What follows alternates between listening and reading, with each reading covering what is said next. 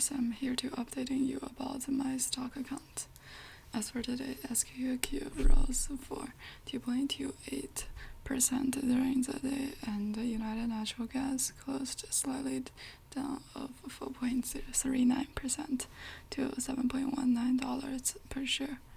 Today's gain is $963.49, a gain of 1.44%. Right now, the net asset of my account is $67,898.68.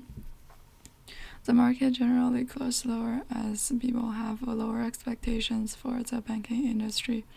Dow Jones Industrial Average closed down 0.88%, Nasdaq Composite closed down 0.83%, and S&P 500 closed down 0.94%. On the other hand, Internet retail also closed down with a loss of more than 2%. U.S. stocks maintained their decline at the midday on Tuesday. All bank stocks were broadly lower. Fitch warned of a possible downgrade of a dozen of banks, including JP Chase.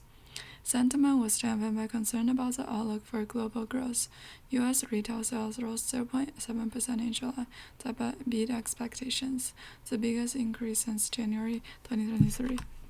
U.S. stock market was subdued on Tuesday amid concerns about the outlook for global economic growth. JP Morgan, Citigroup, Wells Fargo, and Bank of America were broadly lower after an analyst at Fitch Ratings warned that U.S. banks were approaching the start of another turmoil, potentially downgrading dozens of U.S. banks across the board, possibly including large banks like JP Morgan. Last week, Moody's downgraded 10 small and medium-sized U.S. banks, while placing some large financial institutions on downgrade watch.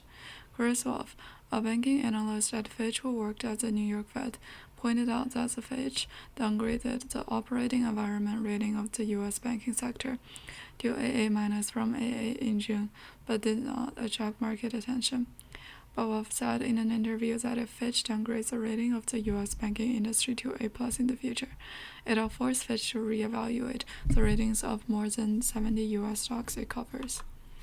U.S. stocks closed higher on Monday, led by Nvidia, but with U.S. Treasury yields remaining at record highs, including Alicia Leving of the Wealth Management Unit of BNY Mellon.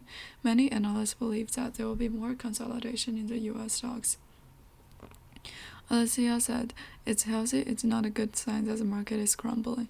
There is some consolidation, and you can really start thinking about adding positions from there." She noted that the U.S. stocks typically perform weakly in August and September, but said, "We did not predict market timing. That never works." Starting Tuesday, a number of retailers will report earnings in a centralized manner. Home Depot will report earnings per share, and reported earnings per share and revenues that beat analyst expectations. Later this week, traders will have the opportunity to take a closer look at Target and Walmart's earnings reports.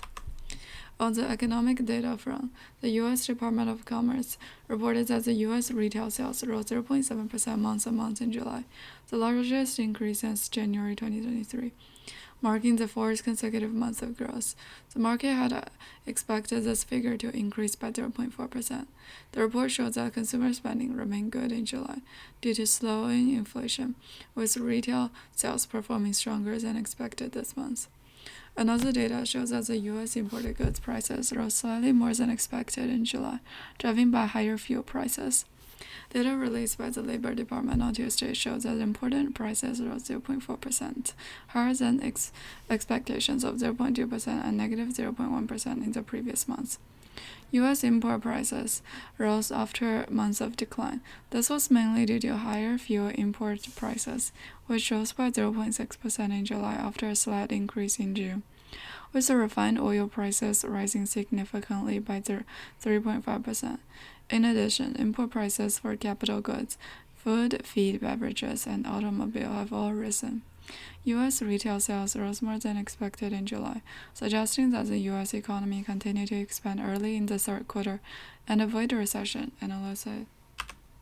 That's all I have for today. Thank you for listening. Don't forget to subscribe and see you next episode.